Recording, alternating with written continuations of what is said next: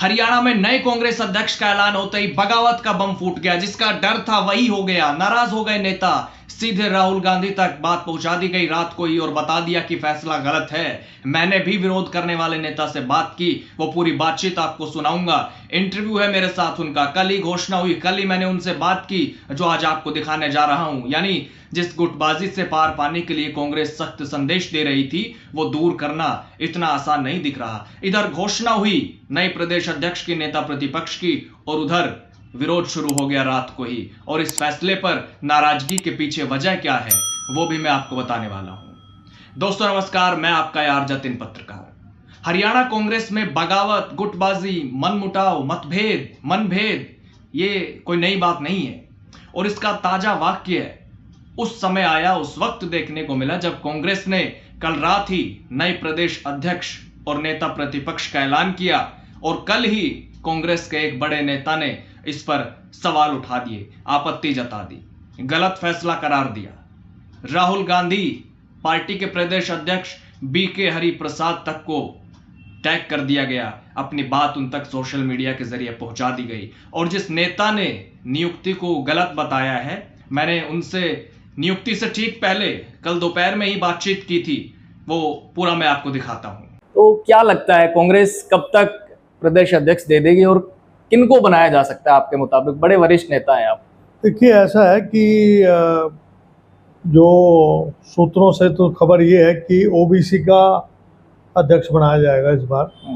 और पहले पैनल में जो वही का जो चर्चाएं हैं चल रही हैं कि दान सिंह का नाम भी था और राव नरेंद्र का, मेरा भी नाम था पैनल में, रामकिशन गुर्जर है उनका नाम भी था। अब उसके बाद जो है राव नरेंद्र का नाम काफ़ी चर्चाओं में रहा।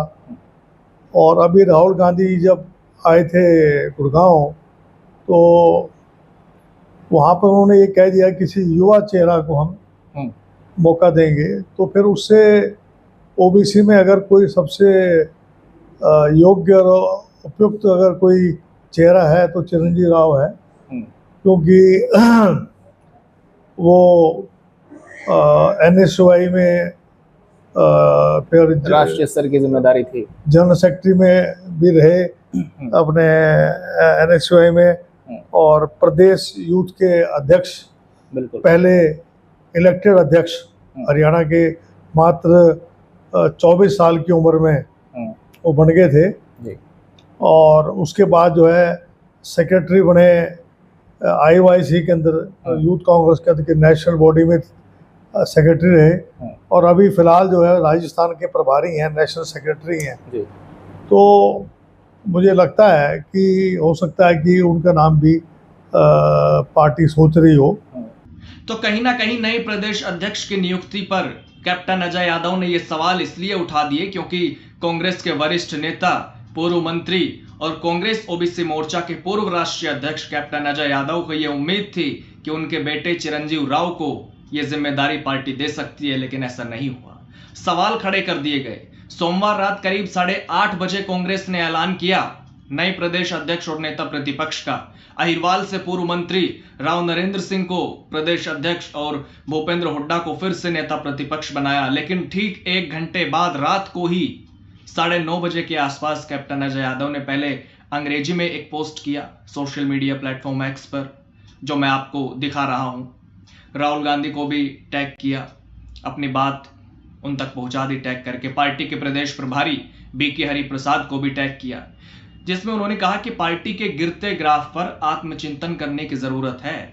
ऐसा कांग्रेस अध्यक्ष चाहते थे जिसकी छवि साफ सुथरी, बेदाग हो और युवा हो, लेकिन फैसला बिल्कुल इसके उल्टा है।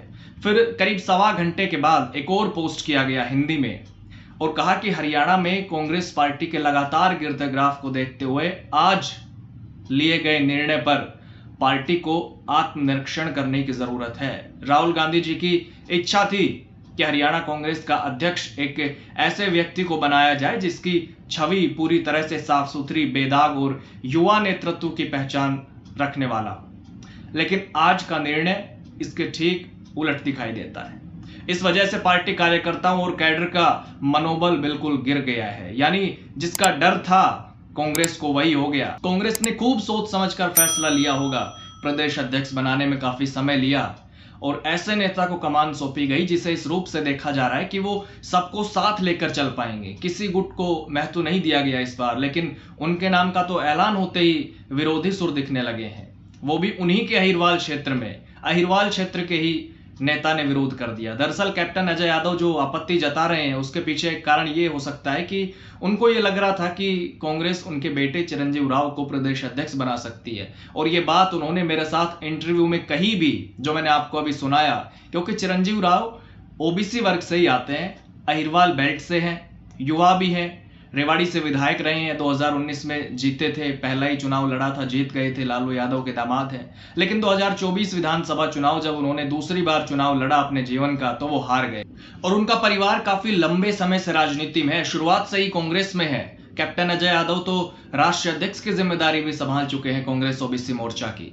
हालांकि विधानसभा चुनाव 2024 के बाद उन्होंने कांग्रेस छोड़ने का ऐलान कर दिया था, लेकिन फिर अपना फैसला वापस भी ले लिया था और आज वो कांग्रेस में ही है। तो कल ही रात को नए प्रदेश अध्यक्ष का ऐलान हुआ और कल ही जब बधाई देने का सिलसिला चल रहा था राव नरेंद्र और भूपेंद्र हुड्डा को, तो उस समय कैप्टन अजय यादव ने उनकी नियुक्ति पर सवाल उठा दिए। उन्होंने पार्टी के फैसले को गलत करार दिया। दरअसल अहिरवाल में इसलिए कांग्रेस पार्टी ने कमान सौंपी है क्योंकि यहां पर इस बेल्ट में कांग्रेस बहुत कमजोर हो चुकी है, चुनाव में ये दिखता आया है लगातार। और मैं आपको पहले भी बता चुका हूं, 2014 में अहिरवाल बेल्ट की 11 में से एक भी सीट नहीं जीत पाई थी कांग्रेस। 2019 में भी सिर्फ 2 सीटें जीती और 2024 के विधानसभा चुनाव में भी सिर्फ एक ही सीट जीत पाई कांग्रेस। और बीजेपी की सरकार बनने में इस क्षेत्र का अहम रोल रहता है, अहम भूमिका होती है, क्योंकि यहां से बीजेपी को अच्छा खासा वोट पड़ता है। इसलिए कांग्रेस ने इस बार अहिरवाल में ओबीसी नेता को कमान दी है ताकि अहिरवाल में पार्टी को मजबूत किया जाए। और भजन लाल के बाद ये दूसरे ओबीसी नेता हैं जिनको कांग्रेस ने प्रदेश अध्यक्ष की जिम्मेदारी सौंपी है। भजन लाल को जब प्रदेश अध्यक्ष बनाया था कांग्रेस ने, तब कांग्रेस की बहुमत से सरकार आई थी। और अब भी कांग्रेस ने 2029 की तैयारी शुरू कर दी है। सत्ता में लौटने का सपना है कांग्रेस का, इसलिए 2024 चुनाव हारने के बाद 3 बड़े बदलाव भी कर दिए गए हैं। पहले तो जो प्रभारी थे दीपक बाबरिया, उनकी छुट्टी की गई और उनकी जगह बीके हरिप्रसाद को जिम्मेदारी दी गई, उनको लगाया गया। उसके बाद जो 11 साल से नहीं हो पाया था, जिला स्तरीय संगठन का ऐलान किया गया अगस्त में ही। और अब नया प्रदेश अध्यक्ष बनाया गया है, नेता प्रतिपक्ष भी बना दिया है। हालांकि अक्टूबर 2024 में चुनाव हुआ था और अक्टूबर अब दहलीज पर है, करीब करीब 1 साल हो गया, कई सेशंस निकल चुके, लेकिन अब जाकर कांग्रेस ने भूपेंद्र हुड्डा को नेता प्रतिपक्ष बनाया है। तो देखिए, कांग्रेस लगातार 3 चुनाव हार चुकी है हरियाणा में और गुटबाजी को अहम कारण माना जाता है कांग्रेस की हार में। इसलिए राहुल गांधी अब खुद नजर रख रहे हैं हरियाणा पर और ये नियुक्ति करने का कदम गुटबाजी को दरकिनार करने का ही एक प्रयास है, क्योंकि राव नरेंद्र गुटबाजी से दूर रहते हैं। इसलिए भूपेंद्र हुड्डा और कुमारी शैलजा दोनों ने राव नरेंद्र सिंह को बधाई भी दी है। कुमारी शैलजा ने भूपेंद्र हुड्डा को भी नेता प्रतिपक्ष बनने पर शुभकामनाएं दी है। सुरजेवाला ने भी बधाई दी है राव नरेंद्र को। यानी गुटबाजी दूर करने का संदेश तो दिया जा रहा है, लेकिन आगे पार्टी कैसे चलती है ये तो वक्त ही बताएगा, क्योंकि गुटबाजी बहुत हावी है कांग्रेस में और राव नरेंद्र के सामने यही चैलेंज होगा कि कैसे पार्टी को साथ लेकर चला जाए। हालांकि राव नरेंद्र सिंह ने अपनी नियुक्ति पर कहा है कि आलाकमान ने यही सोचकर फैसला लिया होगा कि मैं सबको साथ लेकर चलूं, और उन्होंने कहा है कि वो अपनी जिम्मेदारी बखूबी निभाएंगे। लेकिन कैप्टन अजय यादव ने तो पहले ही इस नियुक्ति को गलत करार दे दिया है। ऐसे में आगे कैसे पार्टी को संभाल कर चल पाएंगे राव नरेंद्र सिंह, ये भी एक चैलेंज, एक चुनौती उनके सामने होगी। हालांकि राव नरेंद्र सिंह ने कैप्टन अजय यादव को वरिष्ठ नेता बताया है, साथ ही उन्होंने हुड्डा सुरजेवाला से मुलाकात भी की है आज।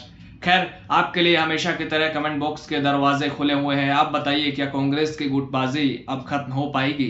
क्या राव नरेंद्र को कमान देकर कांग्रेस ने सही किया है या किसी और नेता को प्रदेश अध्यक्ष बनाना चाहिए था? कमेंट कीजिए और राय दीजिए। नमस्कार।